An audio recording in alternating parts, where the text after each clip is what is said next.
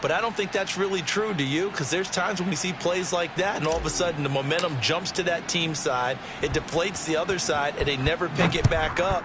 And then things really go from there, don't they? That's the thing for me. We talk about momentum changes. A play like that is the ultimate momentum change.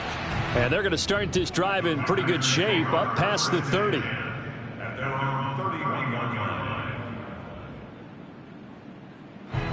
The Packer offense ready to get their next drive underway. And fresh off the pick six, they've got to forget about that. In this case now, the guy throwing the ball. And the pressure gets there. He'll go down. It's a sack. And it is going to bring us to the 2-minute warning.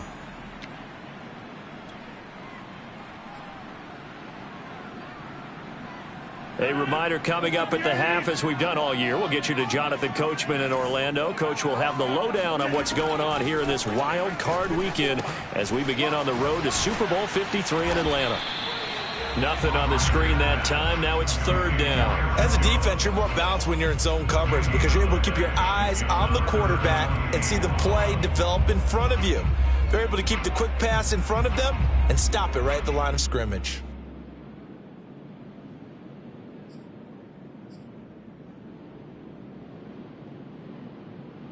So it's third and long, and defensively not a real surprise. They're in the dime. Here's Rodgers to throw.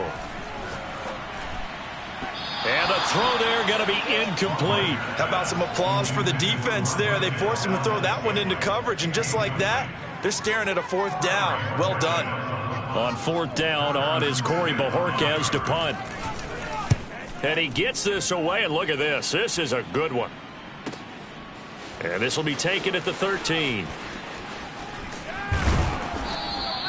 A great return there of 22 yards. And the Vikings will take over here first and 10.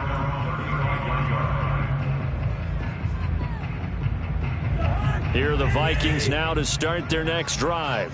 It was still more than a minute to go in the half. Time to try to mount a drive. And I would think that they would have to. This is today's NFL. You got to push it whenever you get an opportunity. You can never have enough points with the high-powered offenses that you face. And analytics will tell you, try and score when given the opportunity. Working with 2nd and 5 now. Getting the ball is Cook running left.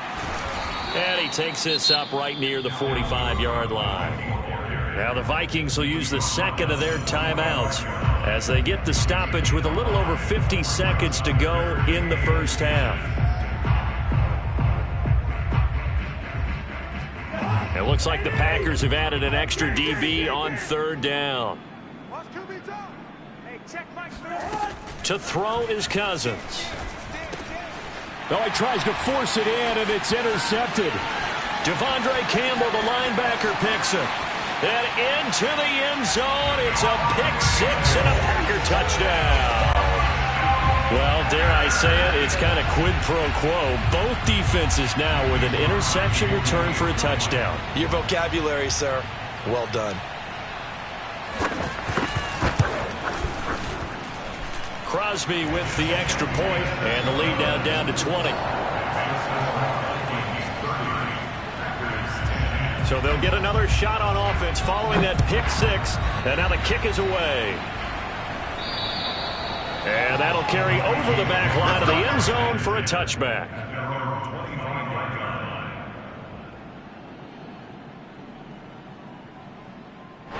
Here are the Vikings now to start their next drive. And with a 3-score lead already, this is not time for a momentum change, so I'd imagine they'd be happy to just take this into the locker room. And he'll just push his way forward for a few as the clock will run. Eric Stokes in on the tackle. Certainly a nice job there by the defense rallying to the football and getting him on the ground, but I think the play gets made by the defensive front because if they can't get upfield, their job is to go ahead and get low, almost get into a ball sometimes, stack things up, and make it difficult for the runner to find a hole. And he'll push forward here for a good little run as the clock continues to run. The Vikings going to use their third and final timeout as they'll stop it with 14 seconds to go in this first half. And this defense going to bring out a couple extra DBs here on third and a yard. Once again, they'll keep it on the ground. And they'll get it up just short of the 45 at the 44. A good pickup, but it will come on what should be the final play first half. So we come upon halftime here in this NFC wildcard matchup. As we'll send you down to Orlando and we check in with Jonathan Coachman for our EA Sports Halftime Report. Coach. Plenty of adjustments likely being made by both teams in their respective locker rooms. To find out who advances to the divisional round, let's get you back out to Brandon Gaudin. All right, Coach, thank you, and we welcome everyone back for quarter number 3.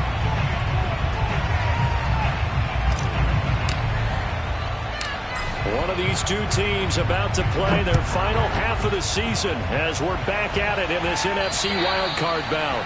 And they will not get a chance to return this one as it's through the end zone for a touchback.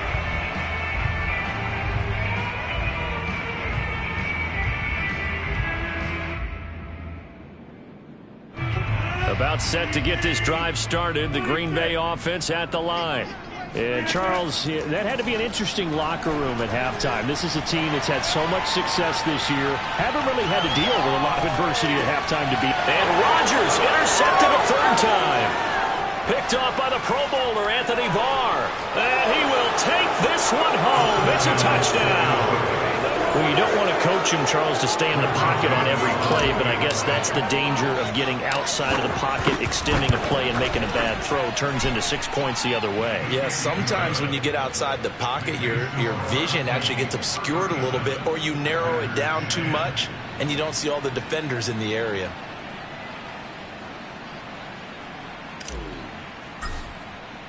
So they throw the pick six. They'll get another shot at it now as this one's in the air. And this will not be returnable. It's out of the back of the end zone for a touchback.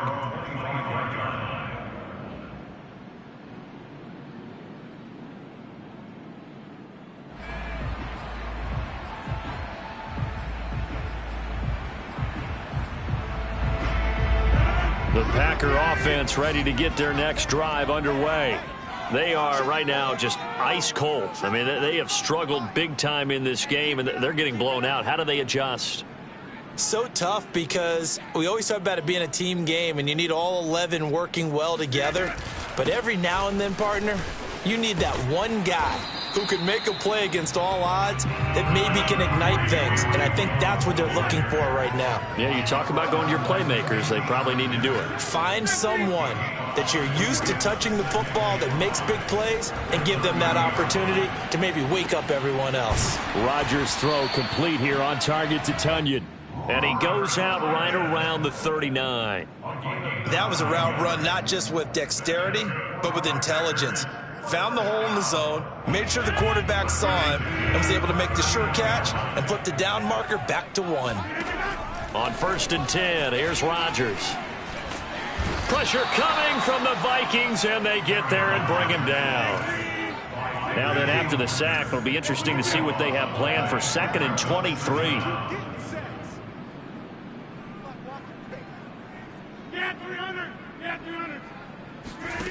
From the gun, it's Rodgers. He'll let this go deep for Bourne. And his pass is intercepted for the 4th time today. Xavier Woods with a pick. And he'll get this back across the midfield stripe and down to the 47-yard line. They set themselves behind the chains, tried to get it all back in one play, and it backfired. Didn't it feel like a pitcher working his way into a 3-0 count, right? You're behind. What do your coaches always tell you? Get it back one pitch at a time. In this case, they tried to get it back right away, and it didn't work out. And it's incomplete. Took a shot, couldn't connect. Oftentimes when you're losing a game and the team's still throwing with this kind of a lead, you start playing a little more physically. And they took that opportunity right there to be extremely physical and force that incompletion. An incomplete pass on 1st down. That leads to a 2nd and 10. A give. This is Cook. He'll get only a couple down to the 44. Pretty good little two-play sequence there. You force the incompletion, then a very short pickup. Yeah, now maybe you bring in an extra defensive back or two because you want to try and defend on 3rd down. They like to play those nickel or sub packages, don't they?